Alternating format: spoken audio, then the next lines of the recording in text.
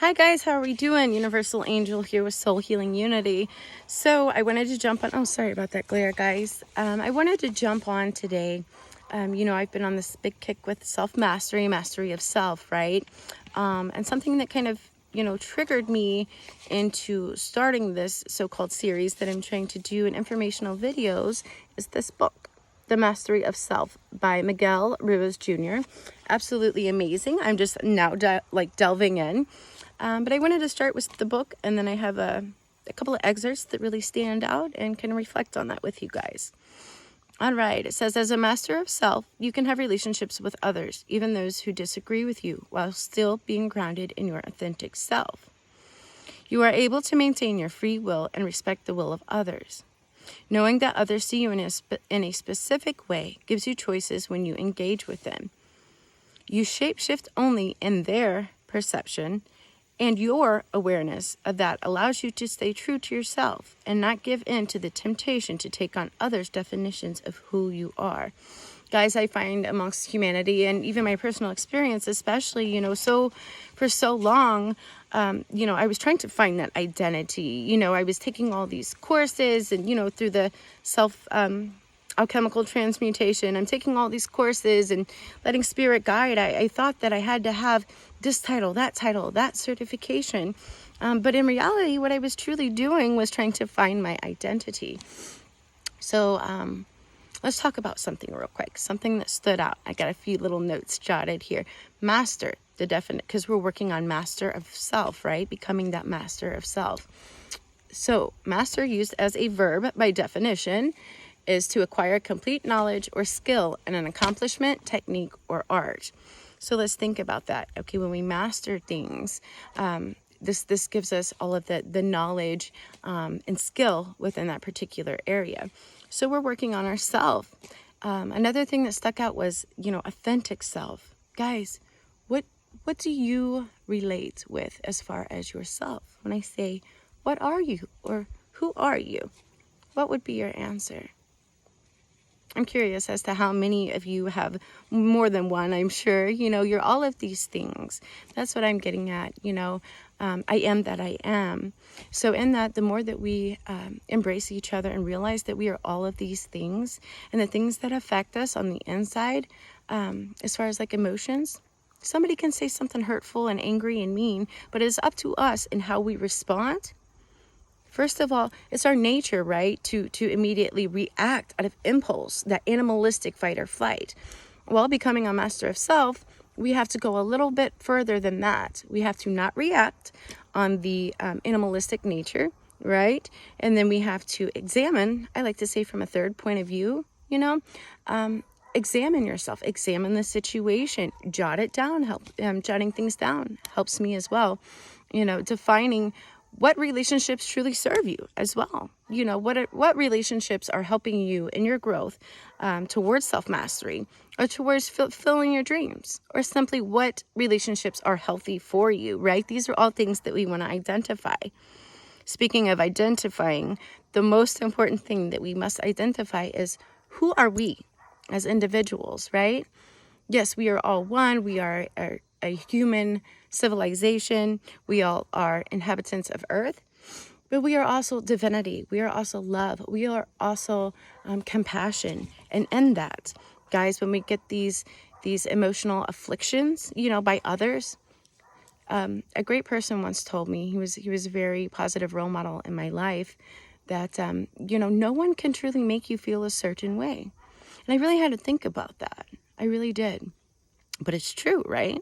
So somebody can throw something at us or say something to us to be hurtful or angry.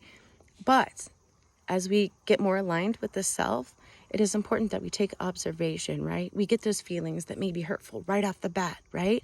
Because that's our animalistic nature. But it's important for us to take into account the thoughts. Okay, let's use our logic a little bit, right? So before we react, right? Because everybody's perception is going to be different, because we are all even though we are all one, we are all individuals. So yeah, everybody's perception, and in that, it's all how we take into account of things. A lot of times when people throw something angry or hateful towards us, it is because they are working on their inner afflictions themselves or their shadow side. There's something that is triggered within them personally that they are trying to project onto you. So it is important for us to, shield, meaning kind of protect us ourselves in that area, as well as transmutation was another thing that stuck out. So transmutation, what is transmutation? Well, it's going from one form of something and turning it into another form. Let's back up a little bit. In the book, we talked about shape-shifting, the ability to change physical form at will. Guys, I believe that as a shaman, I know that we have the ability to shape-shift, but I don't mean directly like in a physical form, like our physical bodies, so much as what I'm trying to tie this into with shape-shifting. Something that stood out to me, I heard the archetypes, as we go through our journey of self-mastery, growth, and transmutation, the different archetypes are like a collective sum up of these embodiments or of characteristics, right? Traits that we pick up throughout the ebb and flow of our lives in our reactions and perceptions, right? Let's see. So another thing that stuck out was the authentic self. Authentic is just you, right? There is no other authentic you. Well, who do you define yourself as? What do you define yourself as? Or do you allow yourself to become many things? Do you allow yourself to understand and internalize the divine, amazing soul that you are, that is part of the whole picture? Just as we exist on this physical plane, we exist in every other plane. Right? And when somebody says, who are you? I say, I am that I am. For years I tried to get all these certifications and, trying to create my own self-identity. But playing the tape back, that's exactly what I was doing. I was trying to find identity of self. And after, say 12, 16 certifications, I said, wait a minute. I am all of these things. This is correct. I am all of these things. And that's what led me to my path of self-mastery. I'm going to jump back to the book real quick. It says, you realize that you don't have to put on any image that others project onto you because you know it's not your reality. So again, reflecting on what I said, if somebody is projecting towards you, so giving you that bitter, nasty, angry energy or words or actions, note that that's not your reality. That's theirs. You don't even have to accept that. It's like a 2-square game, right? So you're playing 2-square. Somebody throws that, bounces the ball to you and says, I really don't like you because so. Well, we have the option to pick that ball up. We have the option to let that ball just fly on by. Or we have an option to punch that ball back and put a little bit of curve on it, right? A little bit of spin. That's my personal go-to. And in that, guys, when we react with a Buddha self-nature, so with that self-mastery kind of nature, right? We try to not inflict or project what we have going on our inner world onto others. So just to kind of sum up and where I was going, that guys, if we can be mindful in how we respond to things, how we perceive things, because this is all what is creating our reality. This is how we as creators, as masters, right? People that acquire master, so I'm going by the definition. Somebody that acquires complete knowledge or skill in an art, accomplishment, technique. So we are creators. We get to create. The art is us living, expressing our authentic self, right? See, it says domestication is the system of control in the dream of the planet. And it is in this way we learn unconditional love. So going back to how we respond, right? Got to use that logical brain, that logical mind thinking and say, okay, I felt this way after this person's expressed this or did this to me. But then we can look inside the heart and find that compassion before we react or speak. That's very important because remember, not only are you still creating your own reality, but you are also touching energetically, mentally, and etherically these people that you are coming into contact and everyone else that will come into contact with them as well. It says, starting when we were very young, we were presented with either a reward or a punishment for adopting the beliefs and behaviors of others in a dream. This system of reward and punishment or domestication is used to control our behavior. No more control, guys. As we all know, the government and all of these other systems, have been trying to control us and suppress our divinity, our God self, whether it be calcification of the pineal gland, or, you know, saying, oh, those metaphysics aren't real. You know, it's like they took what they wanted hundreds of years ago, well, all throughout time, and kind of edited and scripted whatever they think that we should have allowance to. Again, the seeker will always find. Seek and you shall find. Ask and receive, guys. If you're needing a little bit of guidance, ask Spirit, what is it that I need to know today? Or can you help me identify with how I'm feeling? What triggers this? Again, guys, that pen and paper helps me. One last thing to remember is that we are all divine humans. We are all divine beings, you know, and my personal belief with all that I am is that I believe the elites, if you will, the darker elites or the darker systems wouldn't have this such a strong pool or ability, if you will, to control the people or domesticate us if we band together and we, you know, utilize the information of our ancestors, that divine self. You know, we are in the image of our Creator. Whether you call it God, a sun, nature, we are all in the image because we are all one. Let's see. It says the result of domestication is that many of us give up who we really are in exchange for the world. Excuse me. I'm going to reread that. The result of domestication is that many of us give up who we really are in exchange for who we think we should be.